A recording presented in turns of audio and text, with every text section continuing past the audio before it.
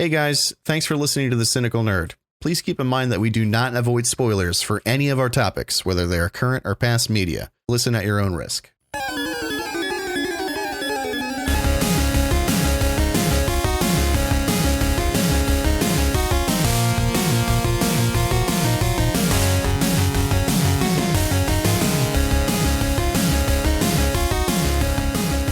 I gotta turn on the face. Let me just bring up my show personality. I'm gonna suck on a lozenge. I know that you were sick, and there's a good possibility I got you sick because I was sick first, and we were in the physical presence of one another in an orgy. Oh, that too. You weren't gonna go that far. Yeah. And then you snowballed me. It's a good source of protein. I have to give it back, in which case it's not. I gotta roll with the punches. I'm sorry. But like I have this thing where like when I have allergies and I'll get a cold and the cold is gone, but the allergies have just trapped like a swath of mucus behind my nose and eyes, and it'll be there for 2 weeks. It's a nightmare. Yeah, I felt a little shitty last week. It's like a couple days. Nothing crazy. Didn't go into full blown. Can't breathe out of my nostrils, but I feel really slow and down. Yeah. I actually think it was just allergies because I started taking an allergy pill, and like 2 days later, I started to feel a little bit better. And of course, immediately stopped taking an allergy pill. So just today, like I felt good. And just today, the back of my throat started to tickle, and like I can feel my sinus. So it's 100% allergies. I'm just gonna call it. I'm not gonna guesswork this anymore. The allergies. Yeah, I got some weird peach detox tea that's like, it tastes like someone ground up dandelions and poured Beard Fest dust into it. And sorry. From the beards, they scratch their beards into it. Ooh, gross. Yeah. Toxic. Very. I have a story to tell you, and I've already told you this story, but I've been saving this story for 2 weeks. It's not a story, it's a thought that I had about my life and where it is right now. This week, probably Wednesday, hopefully not any later than that, I will officially become a gun owner. Oh, a gun owner, that's right. A gun owner, right. Welcome. Welcome to the podcast, Guest Gun Owner. How are you this evening? I don't know where else. There's no point. I was going nowhere with that.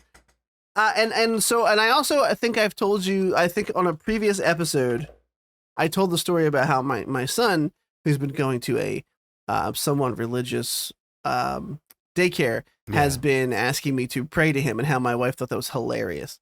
And so that's been continuing, and I'm about to, and I had a thought like last week. I don't know if that was just the dog or if there's like a child around. I saw a little tail, what I think was a furry tail, so I think it's just Hi, Sadie. Well, hopefully. I saw, because that'd be bad if I was about to say what I was this is a big one. Hello? Hello. Okay, I think we're okay. I'm 36. I realized that this is 100% true. If you told me 10 years ago that in 10 years you would not only be praying to your son every night with him when he goes to sleep, but also you would be buying a handgun, I would kill myself. I would pull the. I thought about this all week. I was like, man, I told Derek I would kill myself. Maybe that sounds too harsh. Nope. I would pull the plug on life at You'd 26. become a gun owner then, just to kill yourself. I'd be like, well, if it's gonna happen, I might as well ramp things up. That must be why I'm praying and buying a gun in 36 anyway. Yeah, no, it's hilarious. And I know it's like we always start off with like stories about our kids and like just midlife as a father. Yeah. But it's funny. And this is gonna sound so backyard barbecue dad talk, but it's funny the places that life takes you. Like those things would have sounded alien to me even 5 years ago, and just the way that the way life has taken me. Those are both perfectly natural. They would slot in right where they're supposed to be. So. When I was in like my late, I was never in great shape or anything, but when I was in my late 20s, like if I really needed to like, not even necessarily fight someone off, but like occupy someone enough so that Veronica could get away, like absolutely, I could do that. I had the vitality for it. I had the energy for it. It's not going to happen now. It's not. There's someone half my size could come in here and twice my age and kill all of us. So like, there's just no choice. I need to be able to press a button and that person dies. That's all I have left. I feel like I basically have a sign on my house that says, "Do you want a gaming PC and a PS5?" Like that's for free. All you have to do is get past this schlub of a body. Yeah. That I've let go, like the fucking like Wayne Manor in Batman v Superman, and it's deteriorating and falling apart. Yeah, no, I mean it's a thing, it's a feeling, and I'm not upset about any of it, obviously. Yeah. And what I'm getting at really is that I hate poor people now. No, I tried to say I've registered red, and this is now a red state podcast. Yeah, no, I'm kidding. I'm still as liberal as ever on social issues. I just, it's the whole like it's such a cliche thing. So I'm not turning any fucking new stones over here. But you got to see things from other people's perspectives, and you don't until you have more information or things that you and I talked about it, and you talked about for protection. We talked about it for, I think, months before either of us got a gun. And to be honest, I was being a procrastinator. You getting yours, I was like, oh, I've been talking about it forever. I got to do it. We're such a motivation to each other to spend money on really expensive shit. That's what that's what I've noticed in the 3+ years of our friendship. Whenever you get something new, I've got to get it. Whenever I get something new, you've got to get it. It's really. Hey, how'd you get your PS5? You want my Walmart plus login credential? Yeah, and we've been talking about it forever, and it was the kind of, I'm not going to rehash the things we just went over, but I'm in no physical shape to fight anybody off. And I wanted one since we had Grayson, and I just never did it. And I kind of grew comfortable the older he got. I was, it kind of left the forefront of my thought process for a while. And then Archer came around, and I went, okay, now I have 2 young children and my wife, and it's, again, this is the only thing standing in between of me and the worst case scenario. That's like part of my job. I think about this stuff all the time for like obviously less important things, like, but people's infrastructure, you got to think about worst case scenario.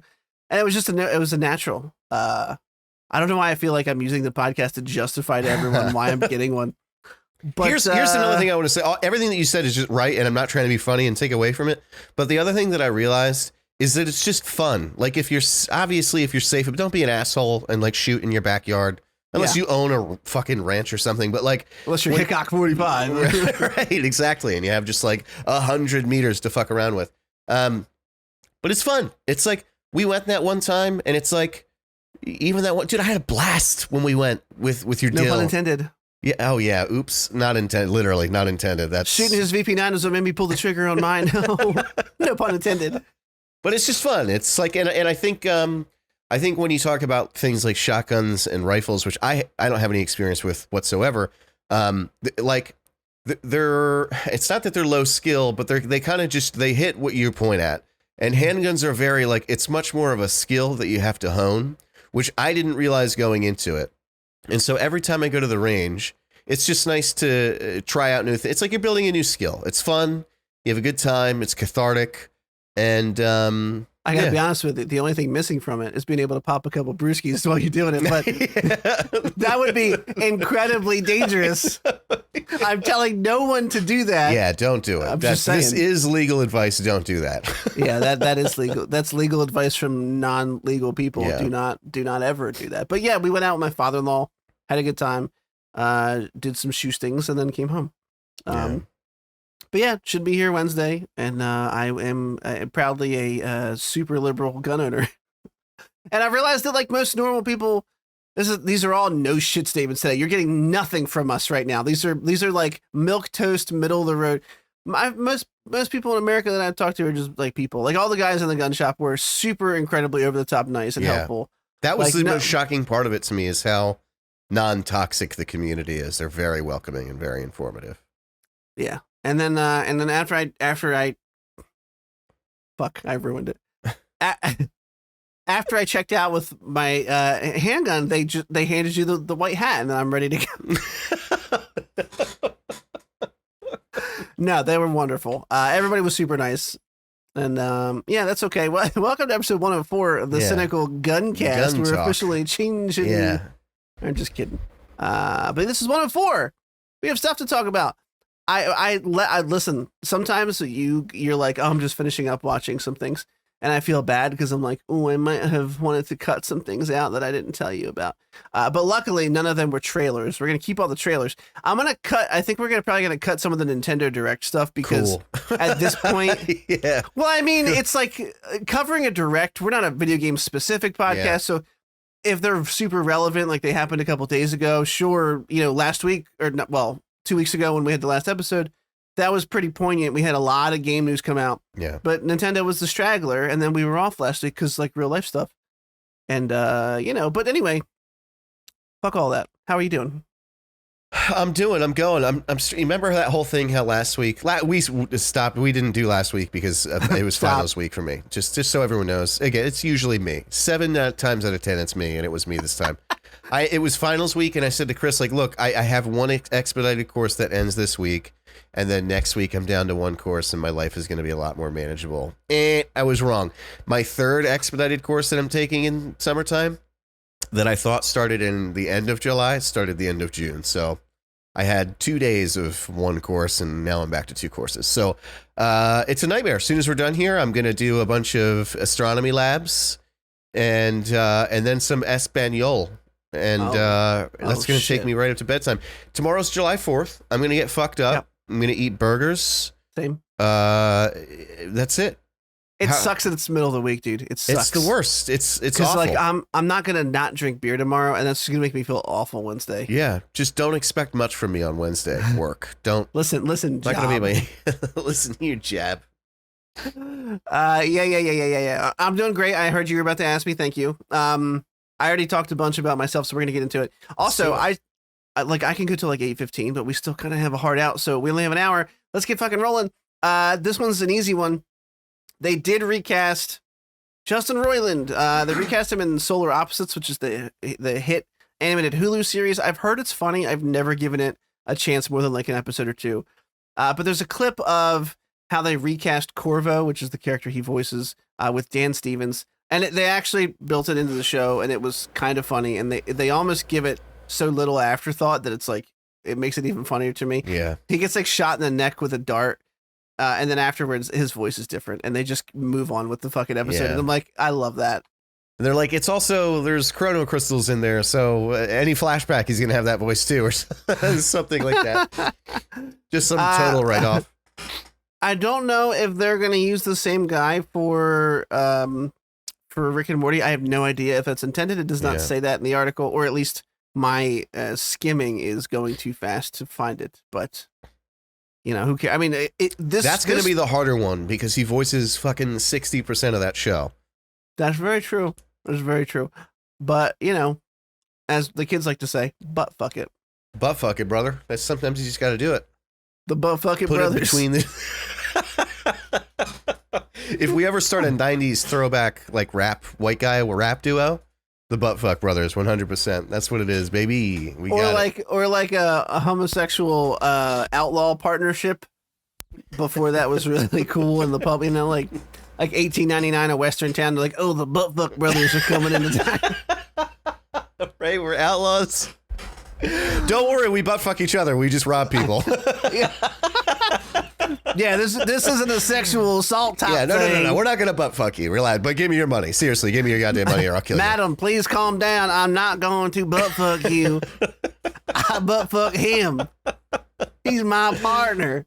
Oh, man. That was pretty good. Okay, real quick. Batman Arkham Trilogy coming to the Switch. Who gives a shit? Yeah, good luck. But if you have a Switch and you somehow never played any of those fucking masterpieces, then now you can do it. Or if you're a piece of shit, you can go buy games that you probably already bought once again on another platform. I'm getting so sick of the Switch. I don't know. I'm getting like this. It's been building up like vitriolic. Did you start Tears of the Kingdom yet? I don't think so. No, it's too much. There's much too much. There's a lot going on right now. I agree. We'll talk about it towards the end of the poll. And the problem is a lot of the ones that have come out are big open world at the same time, and doing it at the same time is like devastating for my brain. I can do like one big open world at a time. This is a shitty one. The Xbox Series X and Game Pass are raising prices to match PS5.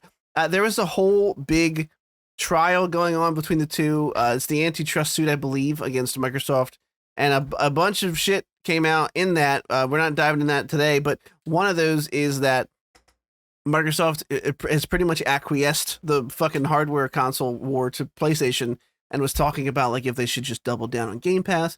One of those things they're doing is raising the price on Game Pass. They're also raising the price on the Xbox Series S in European countries. It's not going to change in the US. However, the Game Pass Ultimate subscription is going up by $2. The hike comes on the tails of Sony making a similar move with the PlayStation 5 in 2022.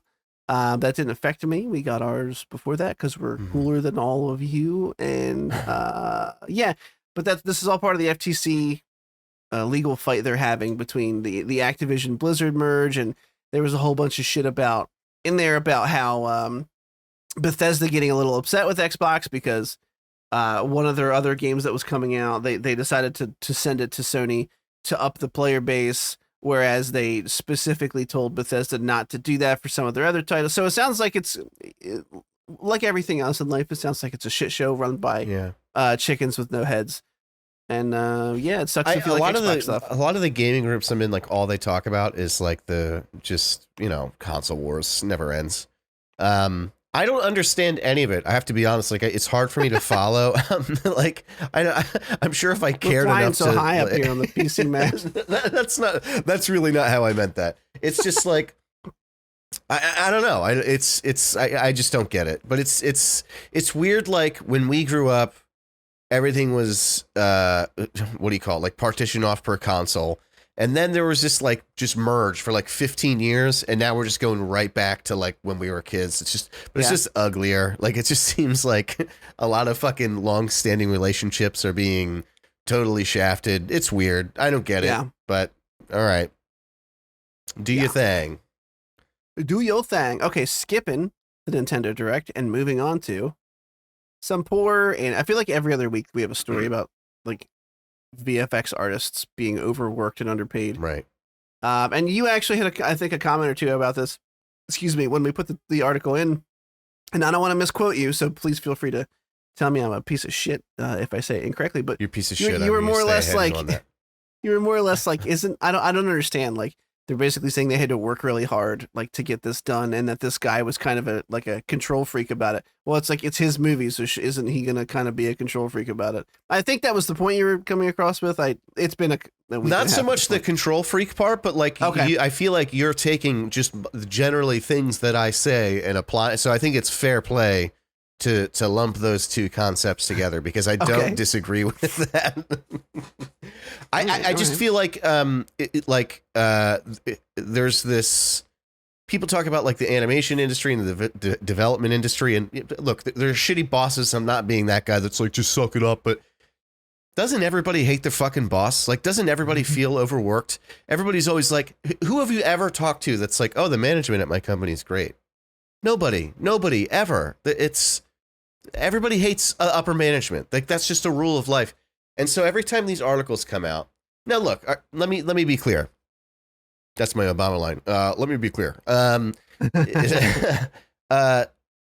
it's like the Blizzard thing where it came out that they were like fucking sexually assaulting their employees, that's not what I'm talking about. But shit like CD Projekt Red, where they were like having all this mandatory overtime, where they were like right near the Christmas. I don't know. It's, to me, it's like, do you feel overworked? Then just leave. Like, just go somewhere else. I don't understand. Like, you're being paid. I'm sure it's hard, but like, I don't know. Like, I don't know. I just don't get it. I don't want to come across like non-sympathetic to people who are being treated poorly, but a lot of times it just sounds like, oh, my boss is a dick. Well, my boss is a fucking dick too. I mean, I don't know. I don't know what else to say. No, it's a fair point. The problem I think that I got from this article was not necessarily that the guy was a dick. This is, by the way, producer Phil Lord, not Chris Miller, according to the article. The problem is that, well, you and I know, obviously, because we worked in the industry, we're very experienced, that they'll give out like these 50 shots will go to this studio, these 100 shots will go to this studio, and you know what you're doing in the shots. You get clear direction ahead of time. And then, you finish the shots and they complimented the movie. And once in a while, the directors wants to make small changes to this stuff, but it's not typically common. Like when they're completed, those shots are complete. They don't They don't revisit finished VFX super duper frequently, as far as I'm aware. This article states quite the opposite for Phil Lord, is that he not only were they working the grueling hours, which again, I agree with you to a certain extent. A lot of people have to deal with it. It's not like they're saying they worked unpaid overtime. You got paid for it. I know it sucks. It's a very unfortunate side effect of an overworked industry, and I sympathize with that because I certainly would not work more than 11 hours a day, 7 days a week at my job. They could eat all of my dick and balls if they wanted me to do that.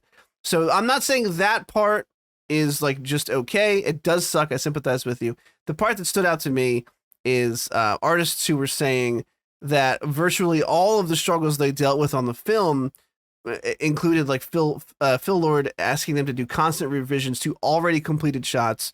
Things like, overriding the 3 directors on the film.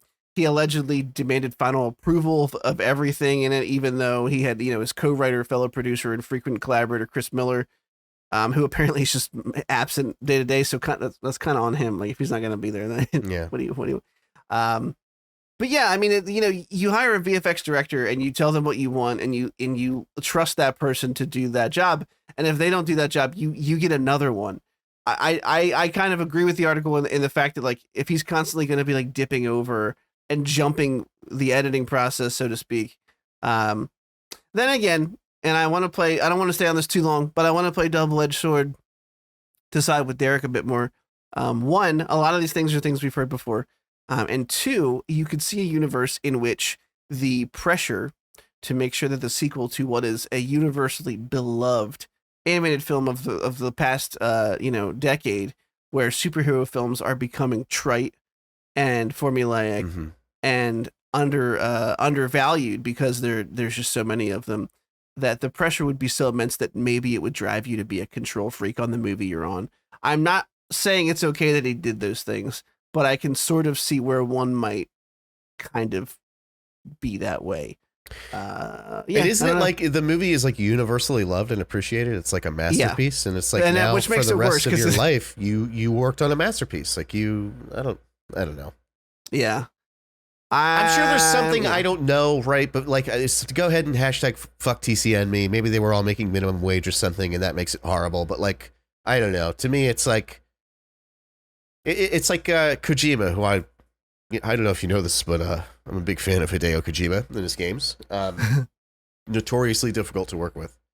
But his games, well, not so much his recent ones, come out to universally loved. I mean, I don't know. I just think sometimes you work under someone, and sure, they're difficult to work with. Same David Fincher, director, did Seven and The Social Network, and all. Just look it up. IMDb him. Yeah. Excellent director, legendary director. People hate him. They fucking hate him. They hate working with him, but they work with him anyway because then you worked on a David Fincher film. And you're a part of his history forever, for all of the rest of time. I don't know. I just think that there's something to be a contributor to like a piece of art that big is worth a little bit of suffering. Again, I'm not in their shoes. I don't know. Maybe they're ruined their family relationships or something. I don't know. There's some angle I'm sure I'm missing. But overall, I'm just kind of like, well, if you didn't like it, then quit. If you can stick it out, then stick it out. Yeah, so here's like while you were talking, and I agree with those points.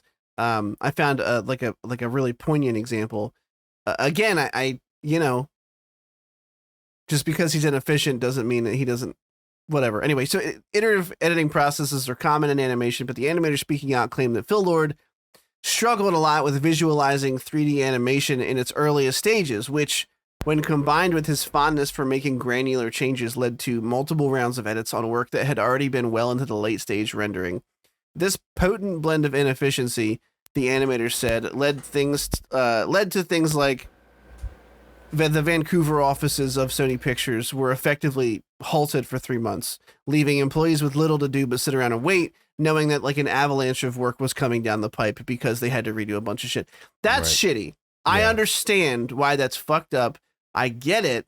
The problem is he might be inefficient, but the movie's going to make so much money that Sony's not going to care. Yeah. and they're going to want him to keep doing it. And money talks. So I'm not trying to belittle it. There's nothing you can do, but I don't know. I don't know what the right answer is here. We're just trying to talk about a shitty topic. And I feel like when your boss's last name is Lord, you should kind of prepare yourself for someone who has a bit of an ego. Oh, Lord. Like, I'm Phil Lord, but you can call me Lord Phil. Let's get to work. Seriously, get to work right now.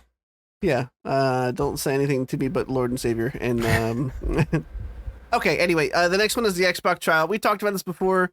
I'm not gonna dig into it. We're gonna jump past. Again, this is the kind of thing where it's like would have been cool, last week probably because some of the stuff is pretty neat, but it's silly insider stuff like Microsoft discussed spending Sony out of business. They clearly have way more money than them overall. Cloud gaming ambitions are the reason the Xbox Series X had a shortage. The Bethesda blindsided by promises to keep Call of Duty multi-platform. I talked about that earlier. I mentioned it earlier. It's neat if you want to go look it up. We're not going to cover it here. What we are going to cover, dear Ratio. Cover me in it. We have a new Superman and Lois Lane. We do. Correct. They are relative unknowns, which best movie you could have made. No, okay. And I read this earlier, and by earlier I mean several days ago at this point, and I was like, I wonder why they do that all the time, and then it became incredibly clear to me 5 seconds later. So I'll say it to all of you, in case you also don't see the obvious thing right in front of your face. But they cast David Corn Sweat as the Man of Steel. He's an American actor. I only say that because Henry Cavill was the last one, baby boy Cavill, and he's UK. There was a whole rash of British stars taking like Americanized comic book superhero roles for a while there, and everybody was like, "What's up with all these Brits?" Yeah, well, get there out you of here, go. Brits. You're out. You're out of here. Go. Fuck out of here. And Rachel Brosnahan as Lois Lane. And you might be going, David Cornsweat, who? And that's intended. And the reason being is because when they're casting someone as ubiquitous as Superman, everybody knows who he is. They don't want to put someone in that role who's known for doing something else. It's as simple as that. They want to be able to plaster his face on top of the Man of Steel and have you go, sure, that's what Superman looks like to me. Yeah. Instead of going, what was rumored, Nicholas Hoult in the role. And think about as much as you love Nicholas Hoult, he's a little sweet honey boy. I'd be going, oh, it's Beast from X-Men, or it's the guy that was in Renfield with fucking Nicolas Cage. I wouldn't be thinking, oh, that's just Superman. He was great as Beast. He was great as Beast. Yeah, he was very good. Well done. Well done, Nick. Yeah, him and Kelsey Grammer were the buttfuck buddies of Beast. I don't know. That's whatever. Sure, it happened. Feel like can't take it back. No take backsies, just like the buttfuck buddies. David Cornsweat has the jawline. He's got the face. Sure. I have no idea. He's been in some small stuff here and there. I have not seen any of it. I haven't seen anything he's in. He looks, exactly. That's how I feel. Like, sure, let's see what happens. Yeah. People are taking his stature into they're like, oh, he's not big enough to be Superman. They showed an image, you could just Google it, of Henry Cavill in a Superman suit when he auditioned. Tiny guy, relatively tiny, but he was not the big monster that he is now. Right. When he got that role, it's just the dude just got cast.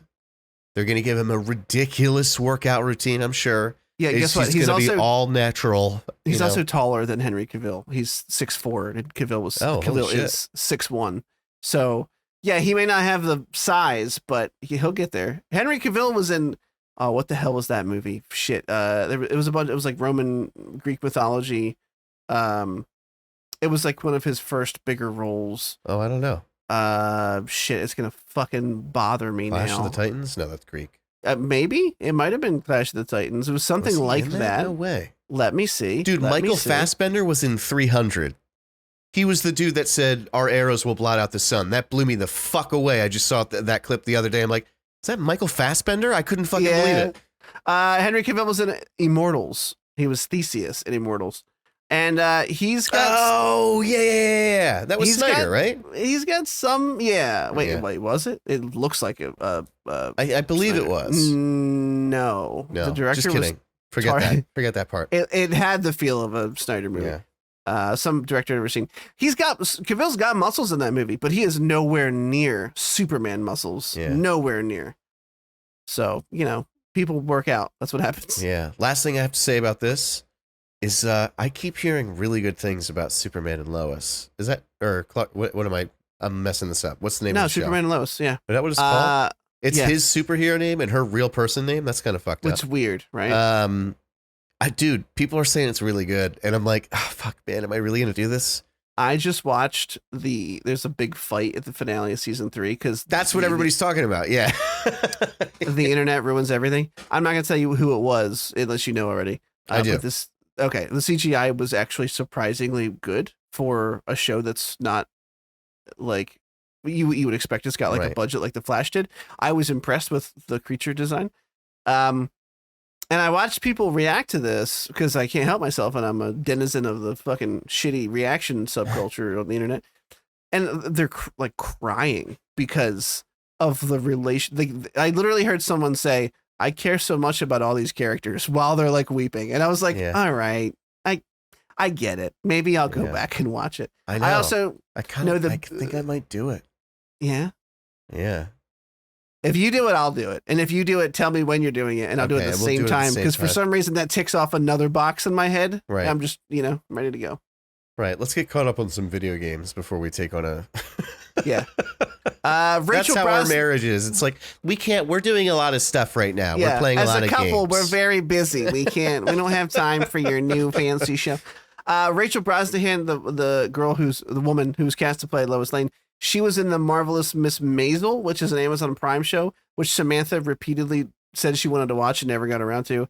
Right. I'm not throwing shade at her for that, but she heard it was great. It doesn't look like my kind of show, but she looks like a sweetheart. I haven't really seen she has her a stupid last name for sure. Like you became an actor, you could have made it anything, and you did Brosnahan. Yeah, he could have did. Brosnan. Sounds like a mill worker's name or something, or like a longshoreman. Yeah, I'm Danny Brosnahan, and I haven't slept in 27 hours. I can't do a good Irish accent, but I feel like Brosnahan, if you say that in an Irish accent, it's like a factory worker.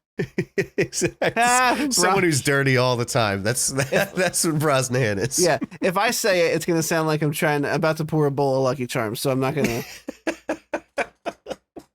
On top of that news, they expect casting to kind of speed up for the other roles now as well for James Gunn's Superman Legacy. There's a really fun rumor that both Bill and Alexander Skarsgård are up to play Lex Luthor.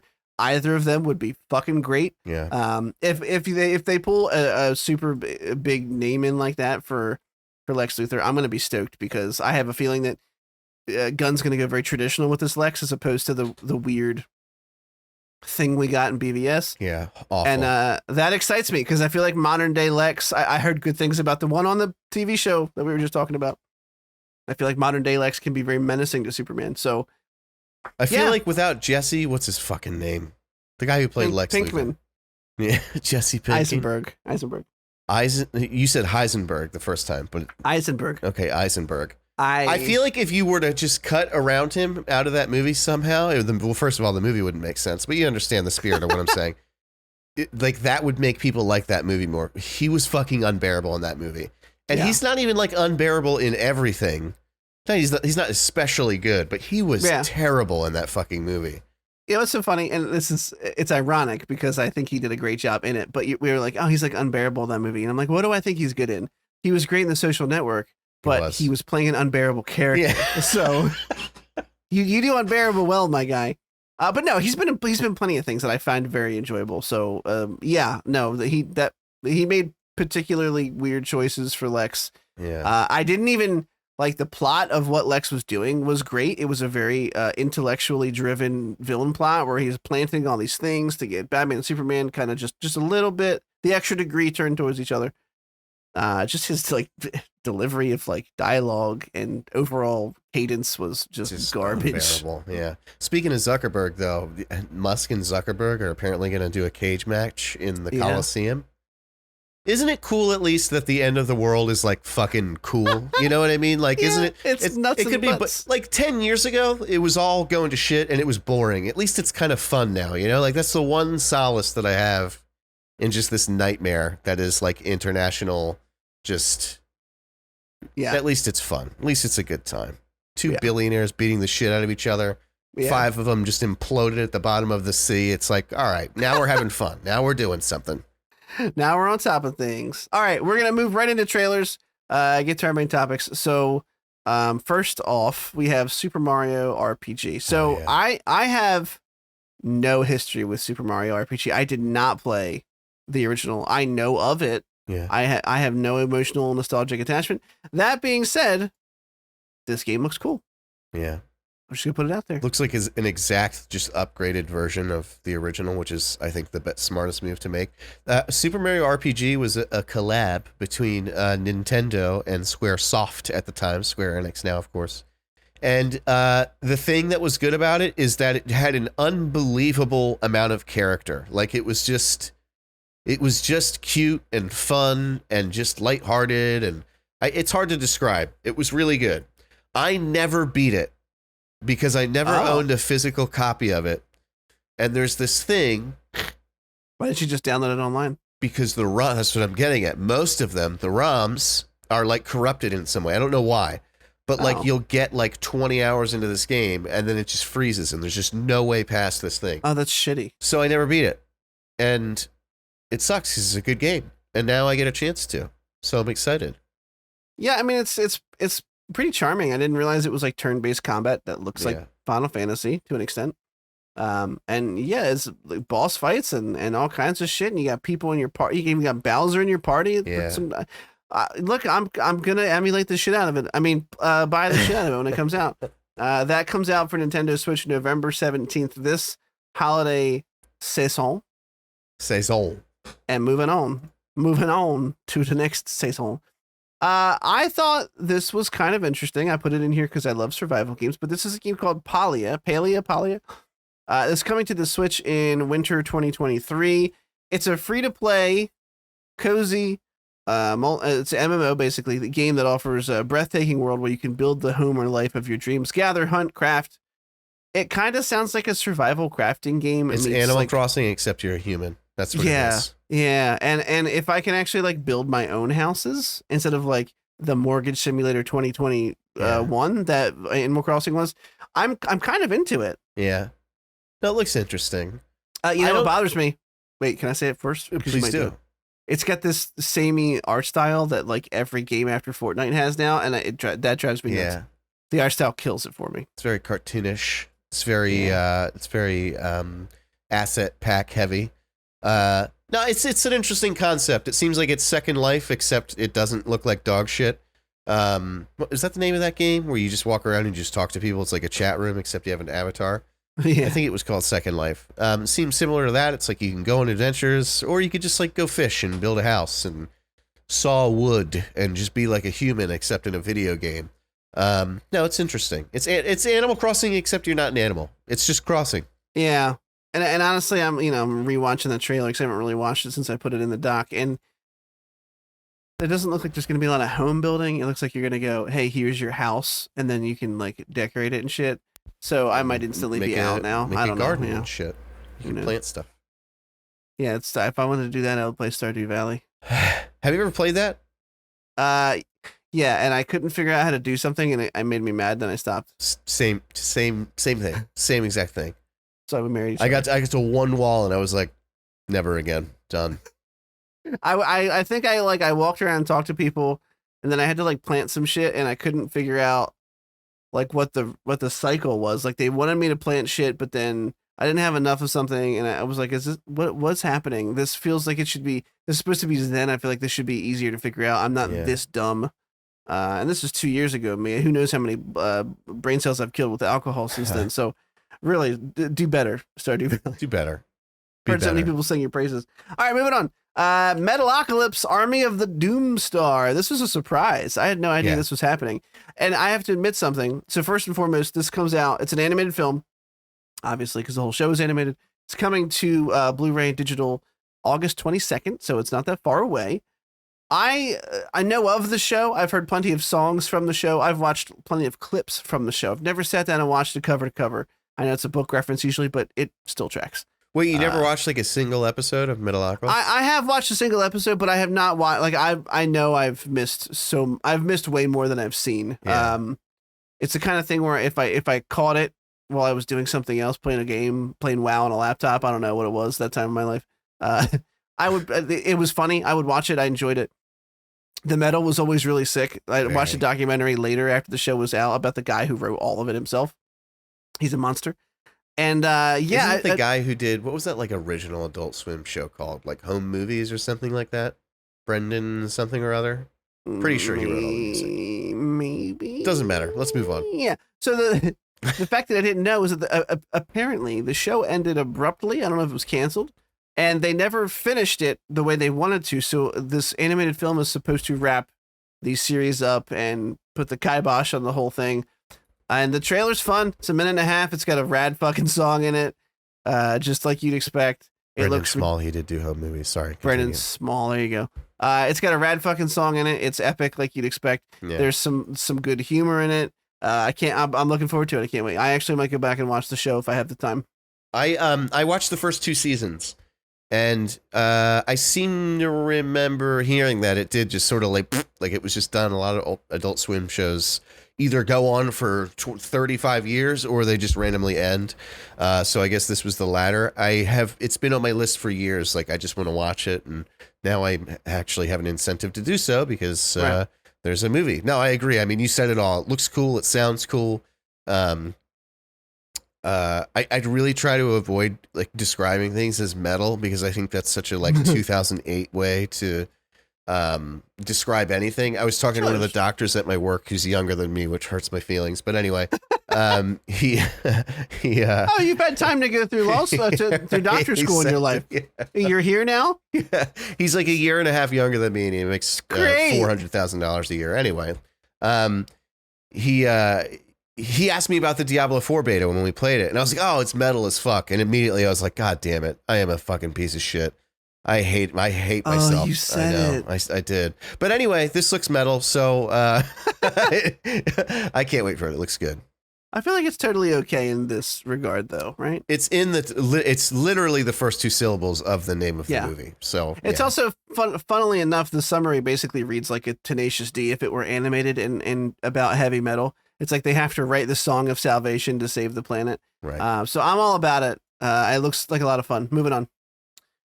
Here's a fucking trailer based off a video game that we talked about briefly, but it was just a teaser. Right. And here we got more of a sneak peek. This is Five Nights at Freddy's. This is the official trailer. This is coming to theaters and streaming on Peacock October 27th, right around spooky times. Just so you know, before you continue, yeah. When I was like this, and my face is like this, scratching my nuts. Oh, that's what I was doing. Let me ask you a question. Right down the center. Do you pull or do you pinch and roll? Is it a bat wing? Okay. Roll. Yeah. Well, I married you. Pinch and roll is the way to go. It's the only way. Yeah. Holy rollers over here. That's what we do. Again, we talked about this last time that we had the teaser, but I've never played the game. I know that it's when it came out, it was a thing. It was like the Twitch game of the I want to say of the month because it was around for longer than that. But yeah. I know that it was definitely a popular subject. Blumhouse is adapting this, who have made some great horror movies. They've also made some stinker dinkers. So I don't. Yeah, this could go either way. I feel like the Nick Cage movie we watched kind of beat this movie too, the murderizing animatronic puppets. I feel like they're doing it because of that movie. I feel like they saw the Nick Cage like stole off of Five Nights at Freddy's, so they're like, well, we're gonna do it, and we're gonna do it right. Yeah, hopefully. If it has like a Saw level of gore, it's gonna be fucking cool. Like I feel like that's the only way it isn't corny as shit. Like if it cuts away every time someone goes and then it just shows blood splatter on the wall, that would be lame. Yeah. But if you see someone's face get sawed in half, like close up, very cool. Pretty very gnarly. Cool. Yeah. And there's a really weird. I have no idea what goes on in Five Nights at Freddy, but there's a really weird, like big little sister, big Big Daddy Little Sister vibe towards the end where she's with one of the puppets in a Uber or something. Mm-hmm. And I don't know what's going on. So sure, let's it's going to be a wait and see. We'll see how it goes, I guess. FNAF, we'll check it out. Hey, do you like Futurama? Sort of. Yeah, I'm about the same. So there's a new. Really? I thought you were. Dude, every time I tell someone I don't like Futurama, they act like I'm fucking insane. This is amazing. We just achieved a new level of friendship. I mean, it's, it was already on the up and up. I was going to ask you a question. Am I your like closest gun-toting friend? You mean like proximity? No, or I meant like in spirit, in heart. Yes, like of course. Yeah, okay. Of course. You're the only person I've ever gone shooting with. I've asked all my other friends, they won't do it. Oh, wow. But then they just get mad when I go. It's toxic. Phil. Phil calling you out. No, I mean, yeah, look, Futurama's fine. I know there have been some wonderful episodes of Futurama.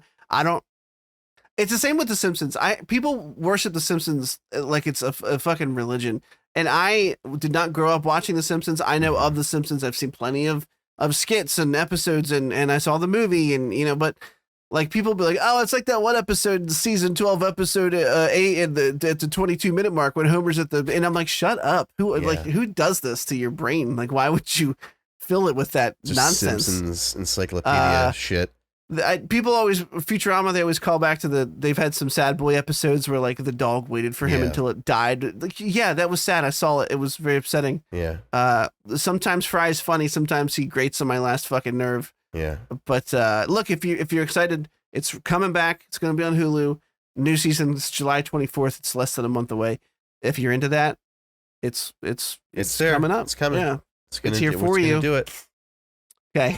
This one we don't really have to talk about. I'm just gonna say it. There's gonna be a DC. It's, of course there is, because they own Max. But there's gonna be like a DC story, like documentary called Superpowered that goes through. And of course I'm interested because I love DC. But we're talking about like the origin of superheroes. Like Superman himself is the origin of modern day superheroes. So that's why it interests me. I think obviously I'm really hoping it's not just going to be a fluff piece about DC, which I kind of feel like it is. Yeah. But I hope they dig into some of the shitty background of comics where they, buy designs and underpay artists for stuff. It'd be cool if they did. Don't know if they will. If you're into it, it's coming out on HBO Max July 20th. Did you anything about this that stood out to you? Or yeah, it could go either way. It could be cool. Yeah. There were some lines in here that were like inspired a feeling in me, but another part of me is like, is this going to be one of those like remember the 90s show where it's just someone who's like, a flannel shirt was something that we wore when we went to buy a Nirvana album? It's like, okay, we get it. You're talking about a thing. All right, that's fun. But no, I'll watch it. I'll watch it. Yeah, there was a couple. I want to give it a shot. Honestly, some of the lines that I liked a lot were from like James Gunn, because I just like to hear how I wouldn't call him new to the genre. Obviously, he's older than me. He's been around comic books his whole life. So like, all of his hair is white. Every single one of them. Yeah, I'm catching up. He's been a comic book nerd probably longer than I've been alive, but I don't listen to him talk about him very often. So to hear him like talk about how he views superheroes in DC specifically, now that he's the head of DC Studios, modern day mythology. I talk about it all the time, modern day mythology, and they mentioned that in this trailer, and I was like, vindication, bitch. I was like, they stole that from Chris. That's a copyright infringement right there. They weren't thinking it. It was me. I'll expect my DC is now Dare Chris. That's what's going to happen. You give me all your fucking money, Warner Brothers.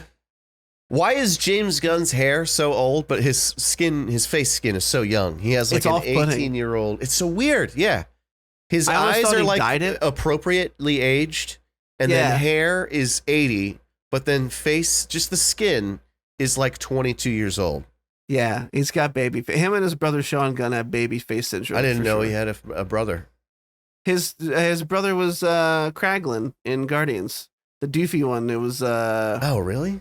Yeah, he was in the fucking Gilmore Girls too. It's the same guy that was in both of those things. I don't know if you know which one I'm talking about. I think I do. Sean Gunn. He also voice acted Weasel. Yeah, obviously you wouldn't have seen him in Suicide Squad. He keeps him around a lot. Keeps him working. Good for him. Keeps it in the family. Moving on. Speaking of keeping it in the family, House Atreides, baby. Dune Part 2. The official trailer was released. We saw a teaser for this a while back. Now we got a proper 3-minute trailer. This bad boy comes out November 3rd.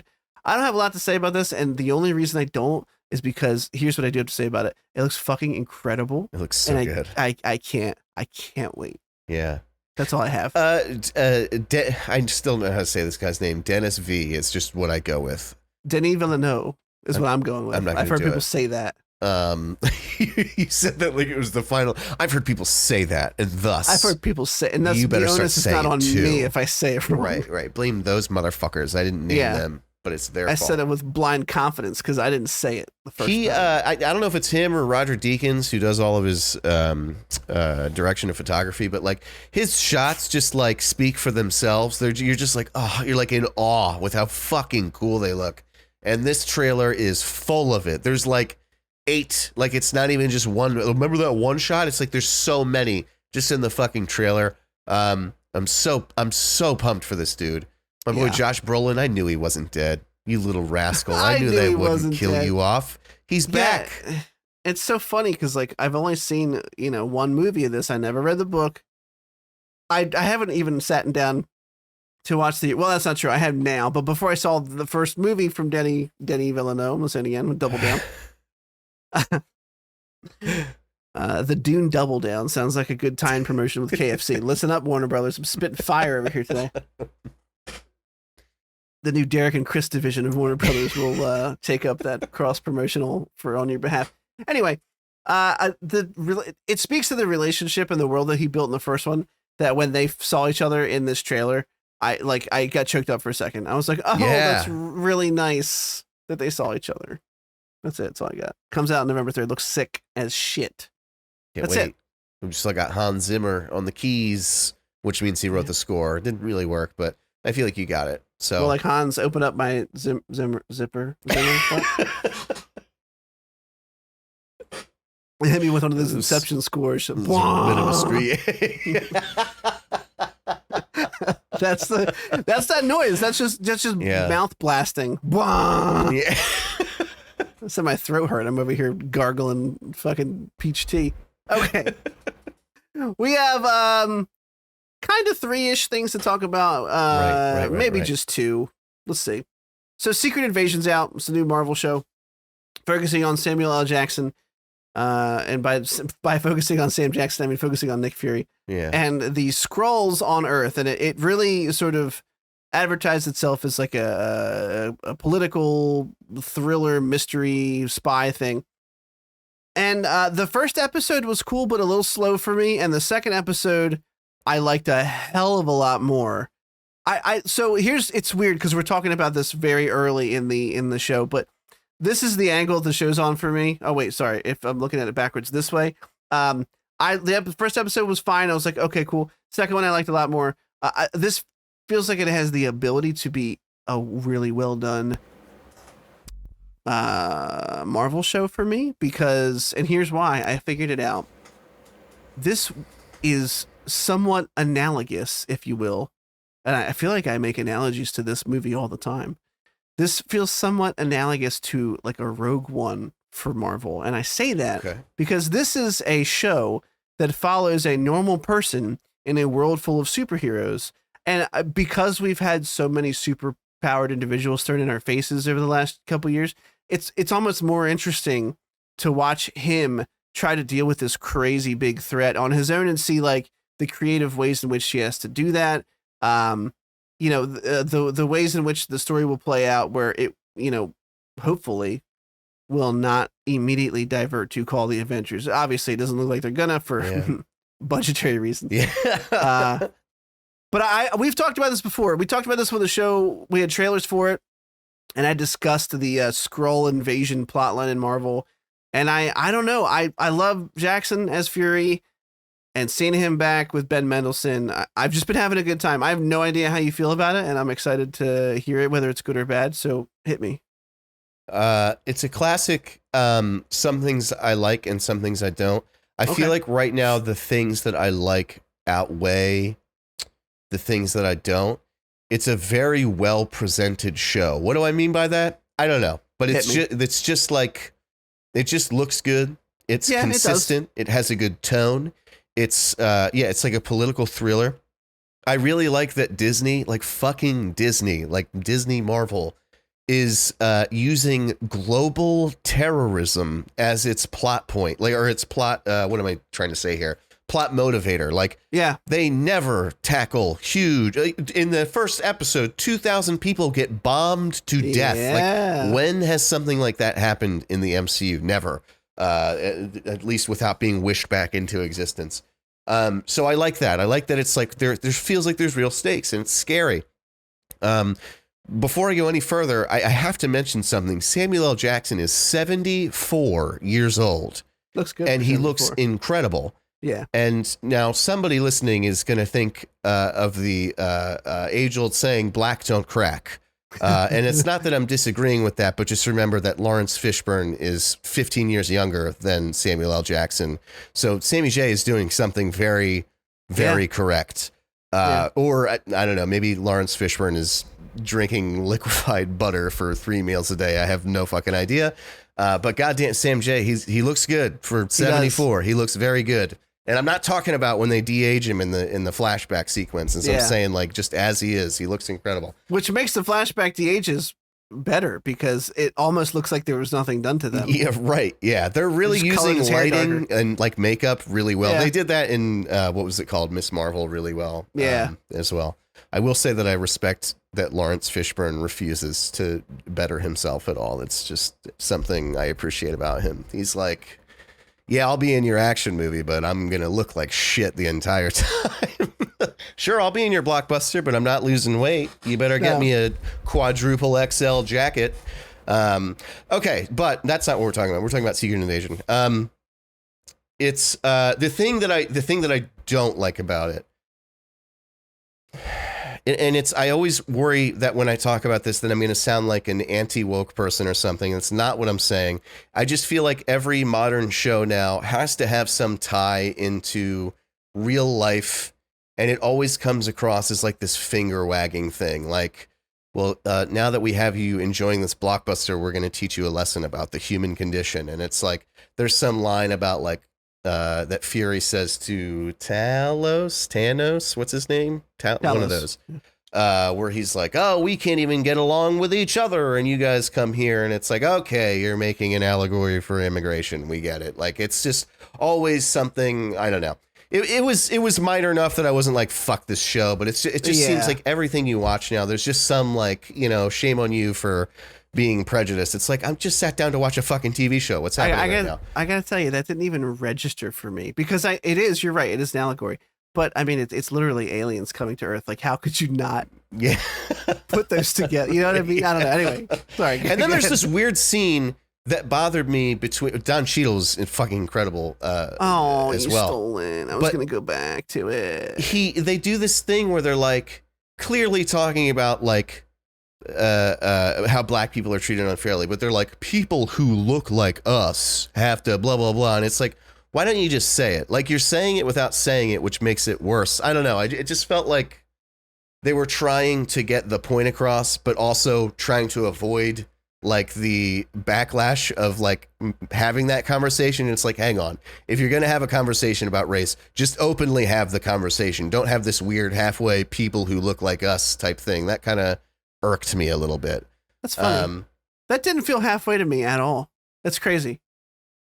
I see where you're coming from. I could see how someone would get that inference. To me, it felt like they were just on the nose about it. They were just like, people who don't look like us make all the decisions. I'm like, yeah, white people. I get it. I know what you're saying. Yeah, maybe you're right. Maybe it would have been weird if they were like spelled it out. Maybe it would have just been like a hammer on the nose. But anyway, that scene, regardless of that, was incredible. And the fucking part where Nick Fury disarms that dude and breaks his wrists, and then Don Cheadle says like, you're out, and he gets real close up and he goes, I'm Nick Fury, even when I'm out, I'm in. I was like, oh my god, dude, it was a fucking great scene. It was incredible. That line was another example of, if any other actor said that, I'd have been like, okay, that's fucking corny. We just had this moment with a different movie. That was the thing I was going to circle back to, was the character work. I thought Don Cheadle was fantastic in that scene. Man. I thought him and they don't really get a lot of those meteor scenes in Marvel films. So to have that conversation where, and I think Cheadle was right, where he's like, why don't you basically like help a brother out, like that conversation. And he's like, what the fuck? What do you think? what do you think this is? Like, I'm not going to stoop to your level. And furthermore, Fury's also ranting and raving about an alien invasion that no one else knows is happening. So I can understand why he would be a bit skeptical here. But I'm interested to see how it plays out. What really gets me is like who else is going to be revealed to be a Skrull. Yeah. I hope they don't make it super cheap. So far, it's been cool. Like when Fury shot Maria Hill in the first episode, I went, what the fuck? And then I went, oh, right, of course, duh. It's a show about Skrulls, like they're shapeshifters. So was Martin, oh man, I always forget this guy's name. Sure. I know who you're talking about. Was his character for Everett all of Scott? these movies? I don't think so. So that was just a Skrull that was pretending to be him. Yeah, I've seen people say like, "Oh, was that the guy from?" And I don't think so. I think it was very much meant to say like, "Oh, they'll impersonate anybody." Okay. That's what I got. Maybe I'm wrong. I don't know. It hasn't really been made clear yet because we haven't seen him around. He just got murdered. No, I think the plot's cool. I thought that there was the cool reveal and it was kind of nonchalant when they're on the train ride and he's like basically reveals to Fury that like all of the Skrulls are here and have been for some time. And I liked that they were willing to ruin that friendship in the early part of the season. Not ruin, but put them on very tenuous ground with each other that early in the season. And Fury stuck with his guns. He was like, get off on the next stop. Yeah. He's like, I don't want to, basically like, he betrayed Fury's trust. And things are so gray here. They're so not black and white that it makes it really interesting. Fury did say he would help the Skrulls find a new home planet. He has not done that yet. He did say he was going to help them all, and then he disappeared to a space station for a bunch of years. Like, they have reasons to be mad at Fury, but also everybody's here, bro. Yeah. It's kind of fucked up. That's kind of fucked up, bro. Not gonna lie, it's kind of fucked up. Fury's lead up speech to that was really good too. About like, my mom used to ask me, and he says something about how he made up a lie about a woman, and he's like, the fact that my mom knew that I lied told her everything that she needed to know about that relationship. I was like, fucking goddamn, dude, he nailed that scene. It was so good. They could put like a silly Fury anecdote in every conversation, and as long as it's done that well, I'll be super stoked about it every time it comes up. You know what though? I don't think that like Sam J's delivery on the "even when I'm out, I'm in" line is what carried that. I agree, but I think that whole scene where he's talking about his childhood and his relationship with his mom, and it's all he's getting to something, and then that line where he's like, "The fact that I lied told my mom everything," blah, blah, blah, was just good writing. It was good writing and good acting. It was like, dude, it was fucking great. Yeah, so, I hope they keep the good character work. There's enough. Oh my goodness. That scared two of us. All right, we're taking a break to say hello. Oh, okay, you. Hold still.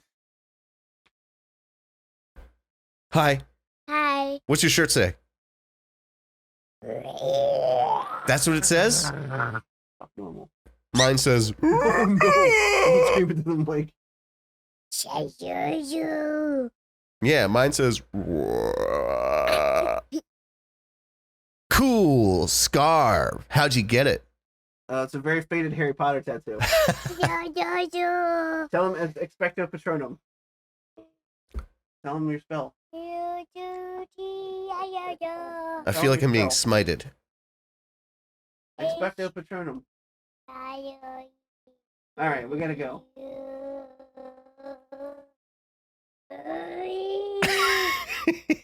All right, say expect. Come on, let's go. I'm gonna flip you over my head. You're gonna disappear off the camera. Ready? Bye. All right. You're choking me to death. Say goodnight. Good night. All right. No, Good night, buddy. Love you. Love you too. Okay.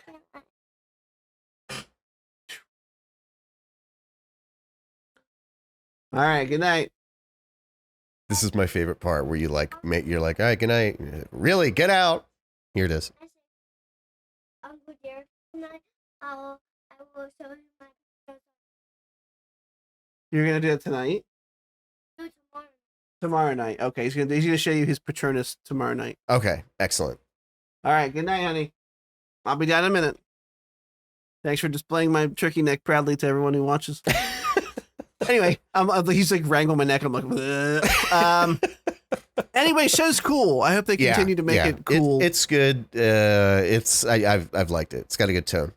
Yeah, I hope it stays that way. I had another point, but I lost it because of your son. Oh, is it Amelia or Emily? She's great in this too. She has been pretty good. And I think she's usually pretty flat, but she's pretty good so far. Oh, Gaia. Do you think Fury knows he's married to a Skrull? So I saw this mentioned, and I think the fact that she was the one who bought Gavik, whatever his name is, to him when he was a kid. Oh, that was her? That was her. Okay. Yeah. Okay. So I think then of course he knows. Yeah. He would have to. Okay. I didn't know that was the same Skrull. So, but it was an interesting way to film it, that she's like in her Skrull form, and then as soon as he walks in, she's a human. You didn't hear what I said. I didn't hear it, no. It was a very off-color joke.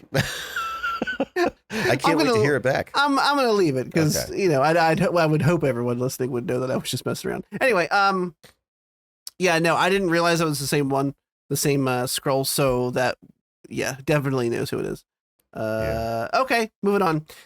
We both watched season 3, episode 1 of The Witcher. It's back with Henry Cavill. I know, and the only thing I know about your thoughts on it are that you said you had to turn it. You started it, had to turn it off. You really weren't into it, weren't in the mood. I don't know if it turned around, if you felt the same way. The only thing you know from me is that I liked a cool visual effect towards the end, which of course I did. So I kind of have, and I've only watched the first episode too. When you said you only seen the first one, I went, okay, I'll do the same, because I was staring down the barrel of 2 episodes last night, and then I was like, well, if he only did one, I'll do one. I'll keep the next one for suspense. This episode was an uneven reintroduction for me. I am excited to watch more, but I had almost the same problem as you did with the beginning. I was kind of like, what's going on? I'm kind of not invested. They're traveling around together. Like, I like these characters. I've grown to like them, but I don't really know what's going on besides they're on the run. And that's right. He's mad at Yennefer. I remember that part. And I was like, what? And then by the end of it, I was like, okay, I'm back in. Like, the world, the elves and the courtyard was a mission in the game. I totally forgot about the courtyard thing they ripped from the game. Radovic gets introduced. I was like, oh shit, Radovic's here. Yeah.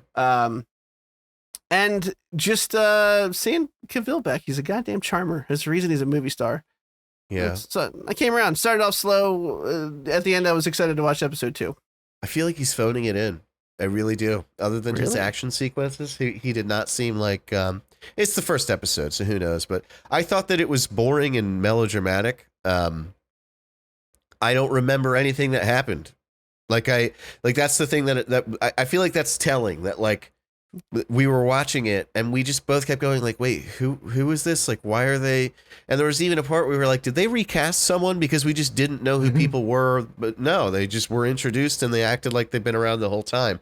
I have no idea what's going on in the greater world because it just hasn't been engaging enough to really care. I think that there's been episodes in season 1 and 2 that have been like self-contained, very good episodes. But I think that the show has struggled to create like an overall story that's like worth remembering or even easy to remember. It seems like so far 1 episode in, but it seems to be the same thing. Now, the other thing that the show has excelled at is still present here, and that's that the action is incredible. There was a pretty cool, pretty short, but very effective and fucking violent tracking shot of him just fucking wrecking elves. He does that. We see him do the bubble Quen shield, was fucking cool. He like blocks 3 people. There was a part, the screenshot for the record that I sent you. Right. Yes.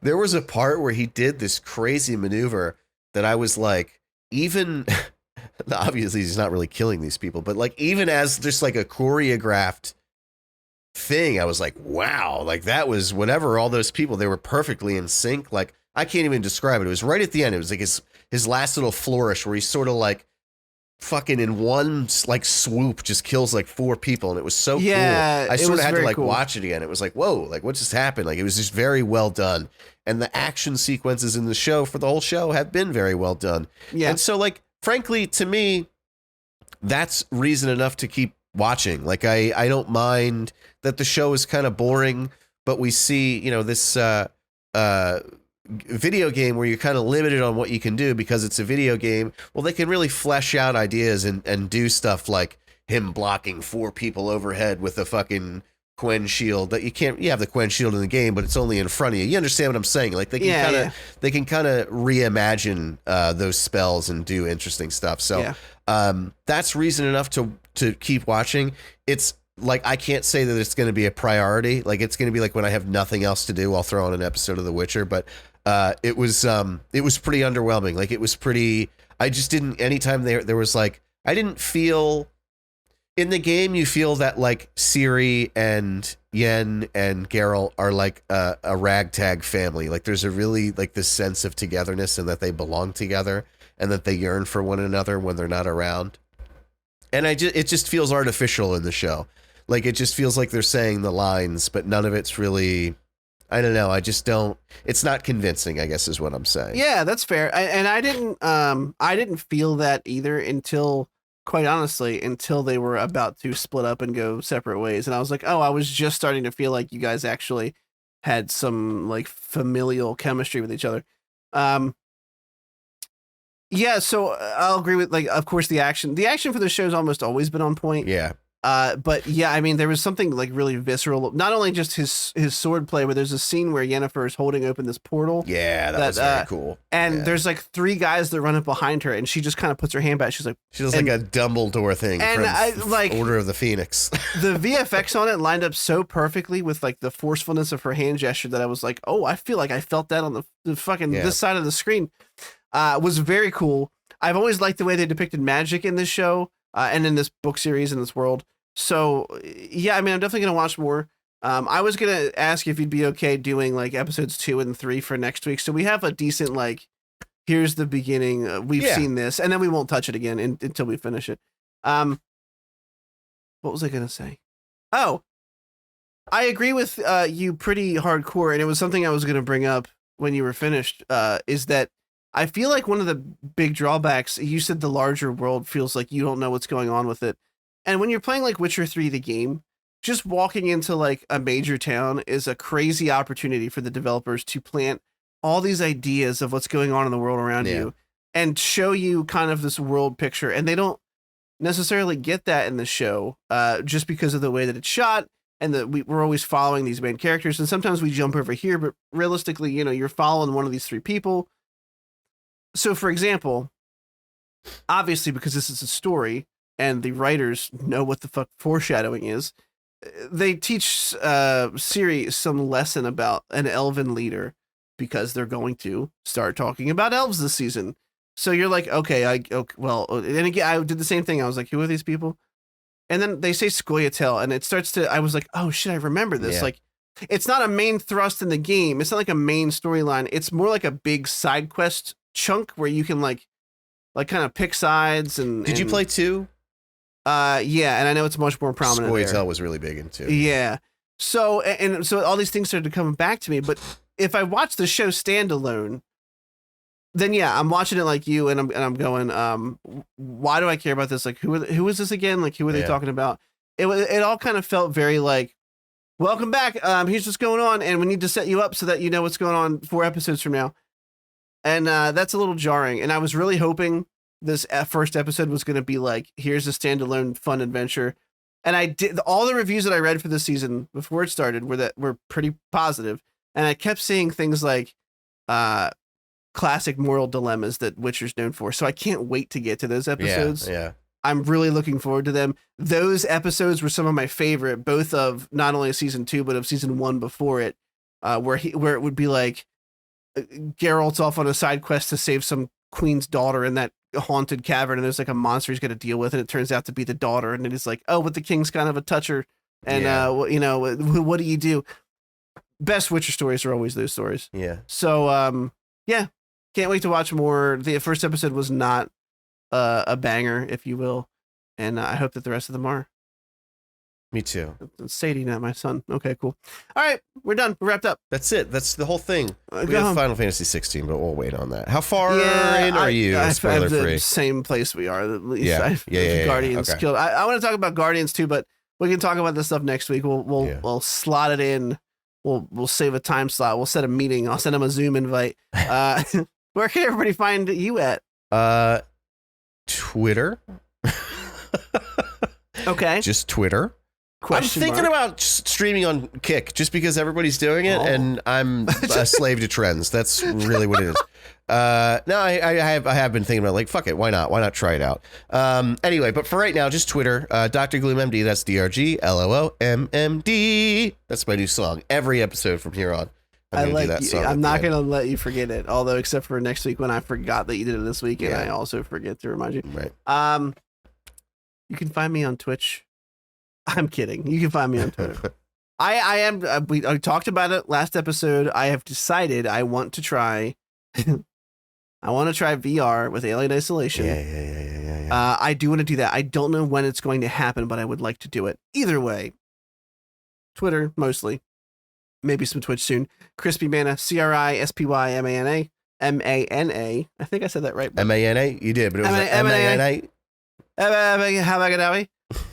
We're going to get going, and we'll see you next time. We'll see you next time. Make sure you go to the Twitter so you can see our take on the reverse shocker. We're off 1 week, and I forgot the reverse shocker. I forgot to hawk the socials at The Cynical Nerd on Twitter and Facebook, and then YouTube. It's youtube.com/@TheCynicalNerd. All those things. You can come talk to us, ask us questions at The Cynical Nerd. But if you're listening this far into the podcast, let's be honest, you probably know that already. Yeah, it's true. And we'll see you next time. Reverse shocker goes like this way. Yeah. To win the Stinkberry.